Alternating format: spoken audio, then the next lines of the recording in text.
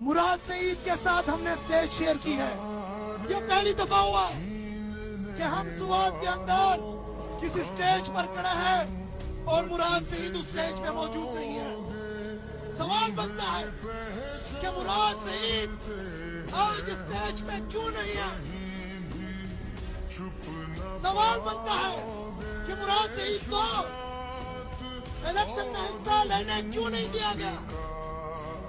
سوال بنتا ہے کہ جس نوجوان کے ایک اشارے پہ پورے پاکستانی نوجوان نکلتے تھے وہ آج اس منظر پہ نہیں ہے.